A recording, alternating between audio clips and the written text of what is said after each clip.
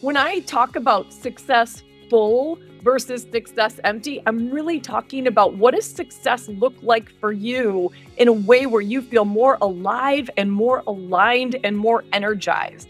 And this goes back to how we each define success. And I will always say when I go into a conversation around an event that I'm going to be a part of as a speaker, what does success look like on the other side of this?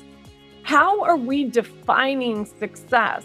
Because to me, that's getting to the soul of what we're wanting to create together, what we're wanting to accomplish, and ultimately what we want people to feel. Hello and welcome to today's episode of the Keynote Curators Podcast. I'm Seth Deckman, your Keynote Curator. And today, our guest is the one, the only, the incomparable Shelley Paxton, former CMO of Harley-Davidson, soul searcher-in-chief, and the rebellious force behind the soul sabbatical movement. Shelley, welcome to the podcast. Thanks for having me, Seth. I love that intro. You're very welcome, and thank you for being our honored guest today. And to our listeners, thanks for tuning in. If this conversation makes you question the script that you've handled in your life and the role that you've been playing, please leave a like, a subscribe, and share with someone who's long overdue for a bold career detour. Shelley, let's get right into it with you. I'm ready. 3 items that come to mind when I know you as a keynote speaker. It's leadership, culture, and well-being. Talk to us about your relationship to that and what you feel is most important to impart from the stage. Yeah, well, I love that you bring those 3 up because when anybody says like, what category do you fit in? I want to put you somewhere. I always say like my entire life, I blurred the boxes. I've never, ever fit neatly in one box. So leadership and culture and well-being, if you can imagine the intersection of those 3 things, that's where I live because I don't believe that those 3 things live separate from each other. I think if we start to pull them apart or they've lived apart for a very long time, that's when we get into trouble. That's when we get burned out. That's when our leadership is maybe not coming from a place where it's inside out. Our culture is being shaped more by external forces than with our humanity, our well-being, and our soul. So that's how I think about like those three things kind of beautifully intertwined. So I fit in the middle. And frankly, refuse, as any good rebel does, to be put in one of those boxes. Right. And yeah, I think you teed it up beautifully. What I impart from the stage is this idea that we can redefine success. I love this idea that, successful is really defining success on our own terms and in a way that makes us feel more alive and more energized and more fulfilled from the inside out, so that ultimately we can have impact in the world and not on our well-being. That's it. You mentioned burnout, and I don't know what the statistic is. I'll just say an overwhelming majority of employees experience burnout. People define it differently. Just today, we had a newsletter that we published. Check it out on LinkedIn, subscribers and fans out there, about burnout and how it's a slow creep. It doesn't happen suddenly. Talk to us a little bit about how you relate to burnout, how you like to impart some wisdom around that. Yeah, and I will give you a statistic. So in my current keynote, probably my signature keynote, which is I Quit So You Don't Have To, is I talk about a statistic from Mercer. So Mercer does a global talent report every year. And last year, so in this case, 2024, they predicted that 82% of all employees are at risk of burning out, which to me, it's like just, I always think of that, like the emoji I use frequently, like the head exploding emoji. I'm like, that's insane. That's 8 in 10 of every single one of us. And whatever communities and companies and cultures you're a part of. And in my mind, that's not okay. And it's very personal to me. So to answer the second part of your question, it's really personal because my story of having this rocket ship of a 26-year corporate career in advertising and marketing and finding myself at the top of a particular mountain as chief marketing officer of Harley-Davidson, which I think most people would argue it's one of the sexiest jobs, if not the sexiest job in marketing, and looking like this total badass from the outside and feeling like a hollow shell of myself inside. I was absolutely exhausted. I felt empty and I felt really alone because I was like, wait a second. I was taught to tick all of these boxes and do all of these things. And I was handed a script that I followed to a T. For a rebel. That's a challenging thing. And then to find myself in this place, I'm like, is this all there is? And why isn't anybody talking about this? So everything you said, and I do subscribe and I did read your newsletter. That's very personal to me, having experienced it. And now on the other side of it, knowing that there is a different way forward, that we can create success both for ourselves, for our teams, for our organizations, that doesn't have that same impact on our well-being or doesn't need to at the very least. So what you're hitting on is like, I mean, that is my heart and soul in the nutshell. You strike me as somebody who's on the very other side of the pendulum that swung from empty and soulless to having this spark of life. I mean, you can just hear it in your excitement in your voice. Yeah. And that only comes from truly living it. And it's a lot of work to get to the other side. There was a moment you're there, you're chief marketing officer at Harley. Harley is a highly recognized brand all over the world. You have resources, you have creative teams, you can choose the direction you want to go, amazing products, amazing history, the whole narrative, the story, and you're empty. It just isn't from one moment to the next. It's kind of like, was it a slow creep or was it just you woke up one day? Well, the waking up is a very opportune phrase that you just used. So for me, it came in the form of a nightmare. And when I'm on stage and I'm talking to audiences of leaders, I'm like, we all get the wake up call, but please don't wait until the wake up call or some form of crisis comes for you. Like we hear the little whispers or we're doing the thing and we go, why does doing the thing I love not feel as good? Or why am I Yeah. doing the thing I love and I don't feel as good? Start asking the question. So for me, it looked like a nightmare.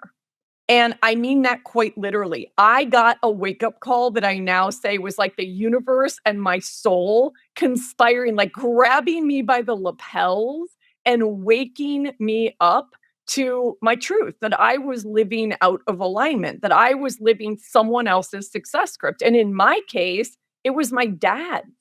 And Mm. it served me very, very well for decades. So I'd say I have no regrets. And my story is not about quitting your job, even though that's the way it looked for me. But I got woken up every night for the entire final year that I was at Harley as CMO. I was ripped out of my sleep by this nightmare, and it was forcing me to see something I didn't understand at the time. And it was basically, well, I can share the nightmare. Do we have a minute for me to share the nightmare with Share you? away. Yeah. So it tends to resonate. I tell a short version of this on stage quite frequently. The idea is I'm seeing the same thing night after night. And I'm being pulled through like a very sort of dark labyrinth of hallways. And I get into this dark, lifeless, windowless, soulless room. And the only thing I can see is like this flickering outline of what looks like a small utility closet on the other side of the room. And so it's like I'm fighting it, but a force is pulling me toward this utility closet, and I have no choice but to keep moving forward. And as I get closer to it, I hear this whimpering. And so, of course, I'm like, what is going on? And I rip open the door and I look down and I see Mocha, my precious blind pug, who Mm, had died before I went to Harley. And here mm. I am at Harley 6 years later, and I'm seeing my dog alive, but malnourished and neglected and longing for attention in the bottom of this little utility closet that I didn't even know existed. And I try to like rescue him. Like I pick him up and I cradle him. I'm starting to tell him I love him, and I wake up every Wow. single time, 2 a.m., and I can't get back to sleep. And so what do? I'm a high achiever. It's like I just sort of like brush myself off and I put on all my shiny clothes and my armor and I go back to work and I don't tell anybody what I'm experiencing until I couldn't function anymore. And I finally went to a therapist and I started unpacking Yeah. what I was seeing. And it's so clear now when I see the smile on your face, like that acknowledgement of like, yeah, I Mocha was a proxy for my soul. And I was seeing my soul dying in this closet, longing for attention, And it feeling wasn't just a disconnected. closet, Shelley. It wasn't just a closet. It was a utility closet. Mhm. So your Mhm. usefulness and your ability to be utilized was closed off in a closet. Yeah, Yeah. and all my truth, right? Because when I talk about success full versus success empty, I'm really talking about what does success look like for you in a way where you feel more alive and more aligned and more energized. Because that's available to all of us, but it's not available if we're not in our truth. And so you're right. I'm opening this utility closet and Yeah, I finding mean, my truth. it's no, thank you for sharing that because this is where I want to address our audience. Our audience comes from all walks of life, small business owners, people from the corporate world, trade associations, creative types, meeting professionals, event marketers. And they can really, from the comments that we've had in previous episodes and our newsletter and just our day-to-day interactions with our clients and our speakers, burnout is something that people really relate to. It's different for everybody, right? If Yeah. something that I don't like or something that's not working for me at work, whether it's my own business or I'm in a corporation, may or may not be burnout. It might just be like you have to make the donuts or it's something boring, but it's got to be done. So either tough love, get over it, or find a way to recontextualize it. And that's where I think the work that you've done and the book you've written, you have a part of it where you redefine success. But then there's the empowerment part where you have a skill set. And if it's not being fully self-expressed or you have an expression that has a lid on it, how can you position yourself as a professional, as a business owner, as a marketer, and as an event planner to put yourself in a position to be successful? And you get to say what that success looks like. So, with that said, Shelley Paxton, the soul rebel, the Yes. James Dean of keynote speaking, if you will, the rebel with a cause, the rebel with a purpose, meeting professionals that you work with all the time when you deliver your keynotes and they make the arrangements for you to deliver and make a difference. They experience this, I think, at an over-indexed level. They Yeah. have many hats that they have to wear. They're stretched thin. It's go, go, go, go, go. And what would you say to them having that very personal relationship with them? Yeah, and I've spoken to, some, event planner organizations and associations in the past, so I've lived this and I've had these very personal dialogues. It's the same thing I say to everybody. First of all, there's a reason why my signature keynote is called "I Quit So You Don't Have to," because for a very long time, everybody thought, well, she just left her job, and of course, that's how she eradicated burnout from her life, and nothing could be further from the truth because when you run your own business, you're also at risk of burnout. So what I do is I talk people through some very simple, tiny steps and empowering choices that we can each make in our lives. And so I frame it as permission. So to give a little bit of context to this, I say a lot of us are stuck or trapped by the shackles of should. So, I should do that because if I don't do it, no one else is going to do it. Or I should wait until I get this promotion because that's the only way to move forward. Or we are shoulding all over ourselves all day long, every day. And to me, the unlock for those shackles of should for each one of us is to learn how to give ourselves permission. And so this really struck me as I was doing the work to say, we're really taught. I mean, remember, think about it. Seth, you and I are all pretty much the same age. And I remember in grade school, we had to get permission slips, like to be in the hallway or to leave class early or for whatever. And it had to be signed by a quote unquote authority. We were always taught, like, well, you get permission from other people. It comes from your parent, your elder, your teacher, your authority, whatever. And we weren't taught self permission. So, one of the big pieces that I teach, so to the event planners, to the leaders, to everyone in your audience, is the idea, and I'm holding up a Post-it note. I love orange, it's my favorite color, but thank you, 3M.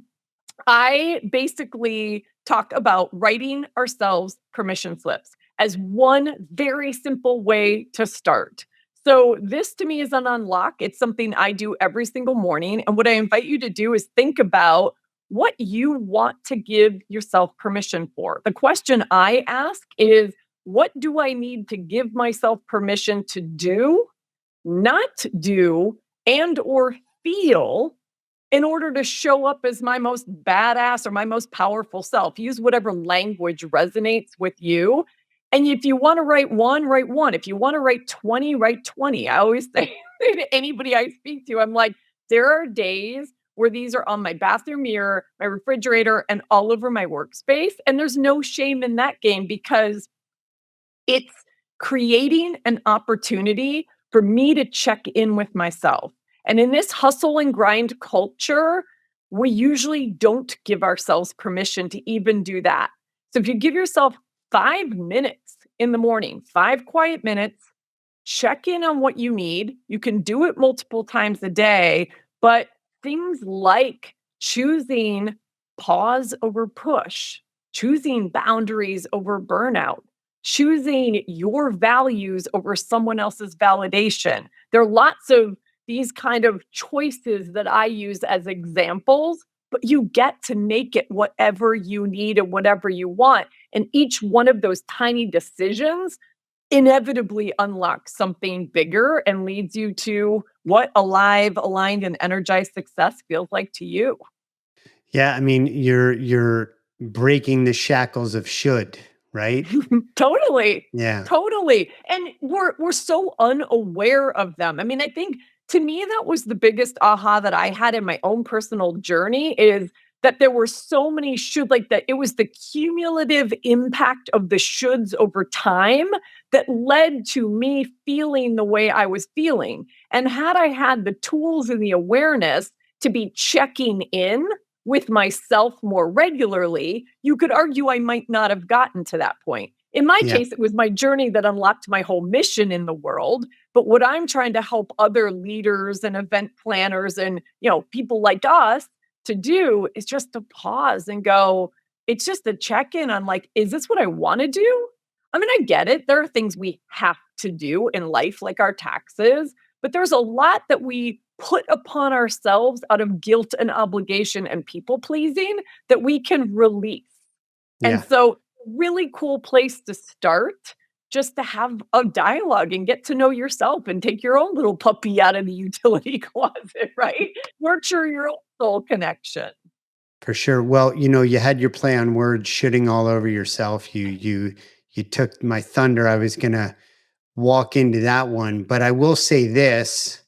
Um, you talk about we're asleep to it or it's hidden from our view. And there is a certain casualness of when we talk coming back to burnout and then coming back to your true soul and finding your authentic voice and what works for you. And at the same time, if you have to make the donuts, take the trash out, do your taxes, that those are obligations that correspond to living a life of responsibility. But at the same time, not being casual in the areas where you're selling out, you're shooting out, and all that kind of stuff. And if you're too casual, you create casualties. Ooh, oh, that's a good one. Well Huh? done, my friend. Huh? Words are my love language, man. So, like, I could sit and play that game all day long. I love it. I love it. Well played. All right. Well, one said all. Now we're going to go into a tiebreaker. I want to go a little bit further. I just want to, for our audience, I know you're eating this up. Those that have continued to come back, just thank you so much. It's just so awesome to have you. We're going to have all of Shelley's information about her book and her keynote speaking and how to reach out to us about checking her availability and how she's a perfect fit for your event. And, those that have come in for the first time, just thank you. Thank you for press and play. Thank you for staying with us. We really, really appreciate it. We strive to bring you these type of guests that talk to ideas and thoughts and insights that are important to you. So let's take it a little bit further, Shelley. You talk about the soul and connect that to, let's stay with meeting professionals, right? Maybe it's not necessarily a boardroom, but some of these meetings we're at, there's a lot at stake, whether it's 100 people or 10,000 people, really. The contracts, the rooms, the food, the beverage, the catering, all the aspects that go into that. And there are people that have to be reported to. How do you bring to those conversations, whether it's the boardroom, your direct report, a committee for an event, connect bringing the soul into that type of meeting or encounter that can ultimately have an impact on the event experience? Yeah, I love it. Well, first of all, I also want to say thank you to every one of those meeting professionals. I mean, it is such a Herculean task to create the experiences where you really feel something. And so thank you. I love being a part of all of those. And I know everything. I mean, that is blood, sweat, and tears that go into it. I think what truly makes an exceptional experience is that you can feel the humanity that is a part of it, right? That it's not some formulaic approach like, oh, well, it has to be A and B and C and D. And I understand there are certain elements of an event that we know are best practices. But at the same time, when I think about the events I've been a part of, whether I was a participant in the audience or a speaker on the stage, it felt like it was created by a group of humans. I mean, nothing, we don't do anything by ourselves, right? But you can feel the love and the humanity and the passion in it. And to me, that is the soul, right? So I think if you start from a place of what is my truth, like as a human, how can I bring in when I think about success? And this goes back to how we each define success. And I will always say when I go into a conversation around an event that I'm going to be a part of as a speaker, what does success look like on the other side of this? How are we defining success? Because to me, that's getting to the soul of what we're wanting to create together, what we're wanting to accomplish, and ultimately what we want people to feel. And I think success is actually a feeling. I don't believe success is this checklist that we've been taught from a very, very young age. I believe it's a feeling. And that is like, how at the end of the day do we want people to feel when they walk out of this room and back into their lives, and how they can start carrying that forward? I call that the ripples of impact. To me, that's the new ROI. And so I would say to every meeting professional, like, how do you want your team to feel in creating this, so that that feeling gets infused in the experience you're creating and is ultimately translated to how your audience is feeling? That's soul, Seth. That's our truth and our essence imbued into what we are putting out into the world.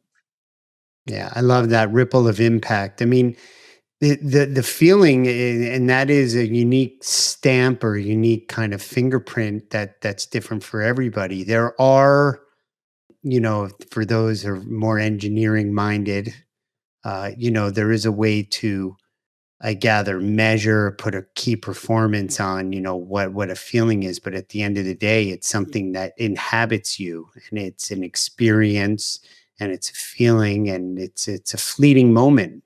They don't last, but they do nurture and provide nourishment to you. Mm, And I think that is what you're speaking to there is, you know bringing that humanity, bringing that connection, which can lights a little bit of a campfire for the soul, if you will, and keeps the fl- yeah.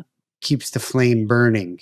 Um, Well, and can I give a very practical example? So I was just thinking Please. as you were talking about your newsletter and yeah, on LinkedIn, it reminded me of a note I got this morning. So about 3 weeks ago, I was speaking to the Promotional Products Association International, to the women who are basically creating the most awesome swag in the world, right? So all aspects of that industry.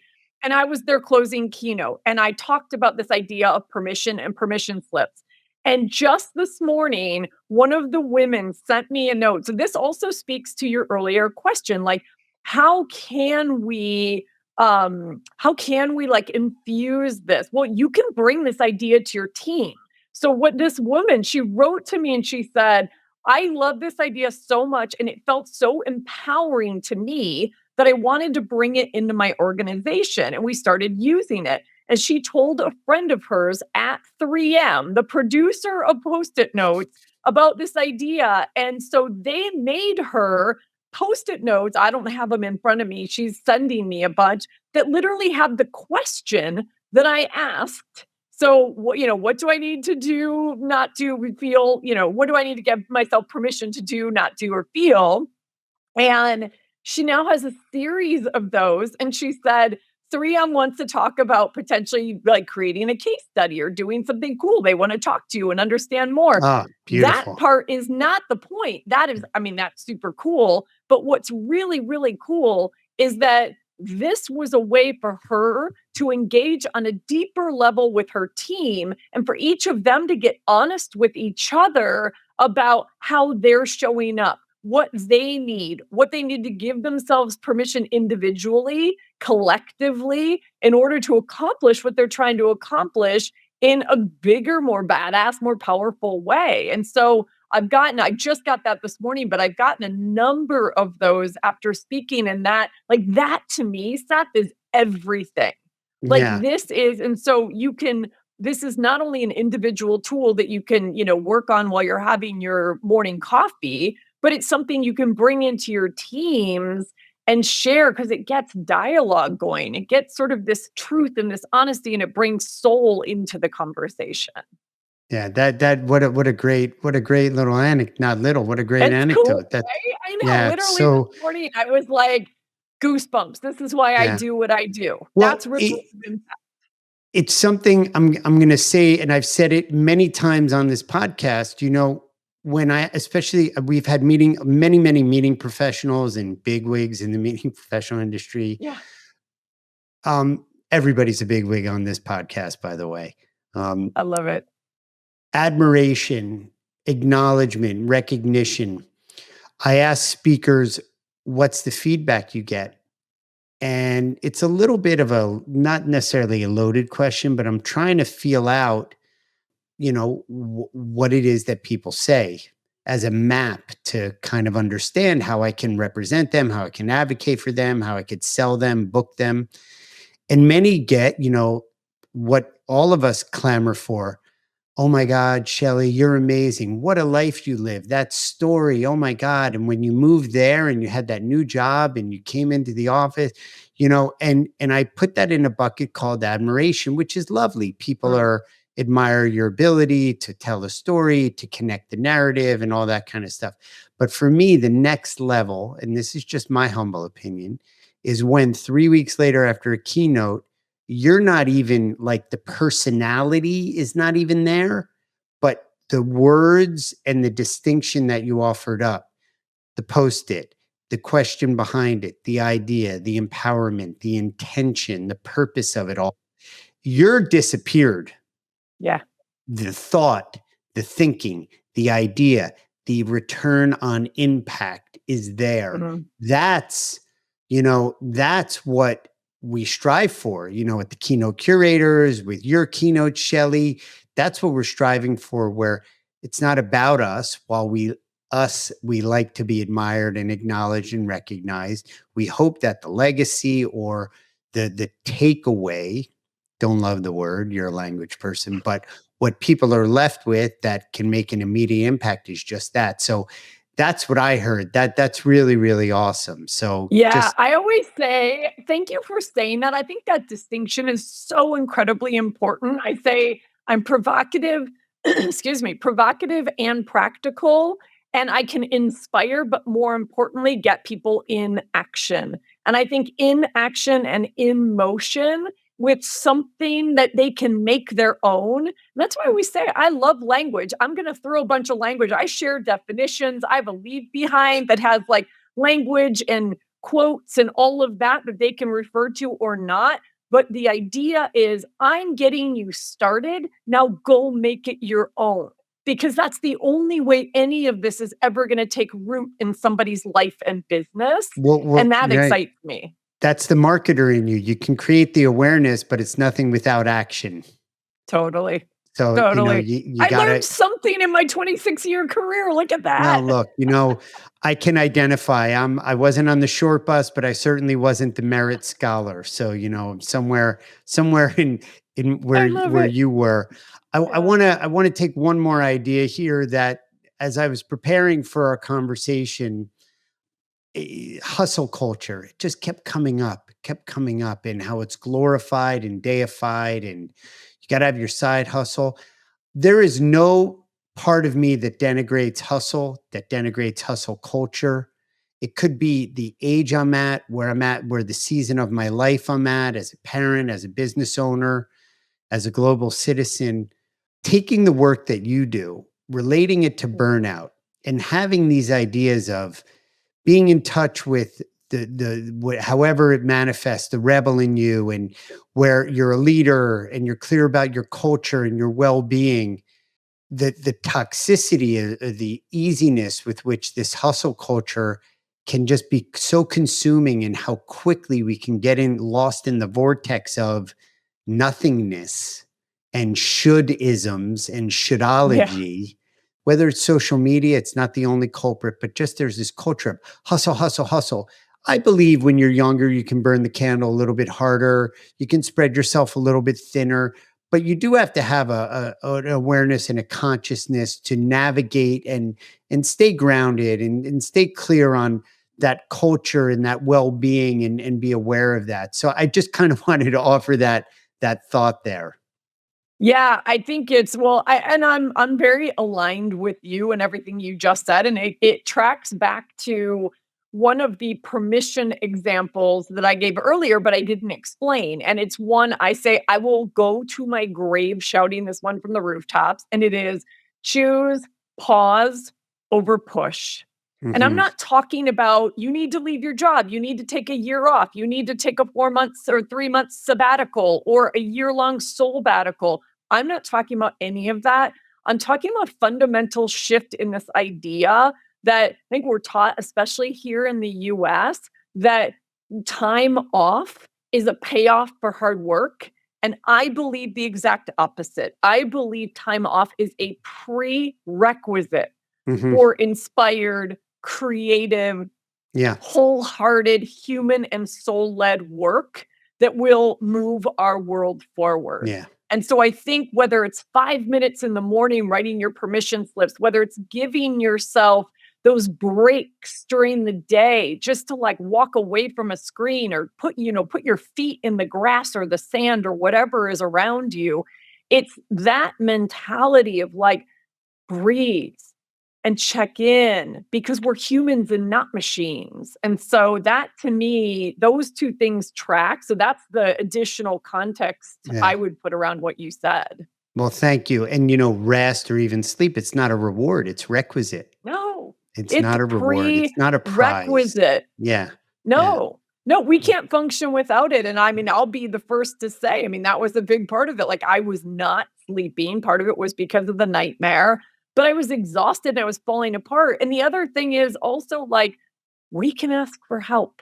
And the other thing I didn't know back then when I was having this nightmare is like, I didn't know how to ask for help.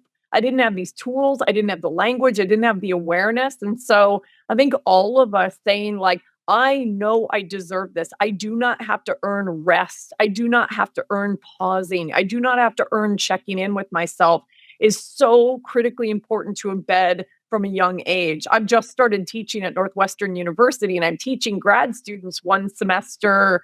And I hope it expands into more because I would love to teach undergrads.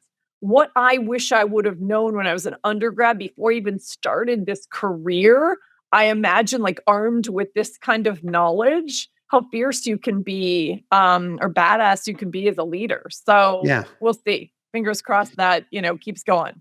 Well, it's an overused word, and I think maybe an misunderstood word, empowerment. It's taking the reins. Everybody's at a different dose of it, but if you can begin to be conscious and be aware and like you said, pause. I think a tactical pause, whether I'm in the middle of a competitive tennis match, at my desk, wherever with my family, a tactical pause is not just taking time off and then plug right back into the grind and the hustle. It's actually a strategy or a deployment of a strategy that then, enables you to be empowered and to be aligned with your culture and to be a leader of whether it's yourself or your family or your business. So I think we're speaking the same language here, Shelley. We are. That's alive, aligned, and energized right there. I love it. You just, that's another spin on successful, which is, we get to define this, but we can't if we're not even in touch with ourselves. We're not even taking that breath to say, who am I? What do I want? What do I value? What lights me up? So yeah. I love it. Well said. Thank you. And we're going to take that breath right now. I could talk to you forever about everything. We'll probably come back at another point and touch on travels and so many other topics that are near and dear to your heart. I just want to thank you for sharing your stories and your energy and your enthusiasm. It made a big difference for our podcast, for our listeners and our viewers, and just really you're so appreciated. Thank you. Thank you. I appreciate you and I appreciate everybody listening to this. And just know, I hope a little bit of what I said is just sticks with you. Make it your own and make your success your own. And thank you. You're very welcome. And yeah, to our viewers and our subscribers, borrow away, take it with you and put your own aesthetic, your own spin, your own kind of appeal to it. Please. That's why we're here. And so we'll see you next time. Thanks for joining us on the Keynote Curators Podcast.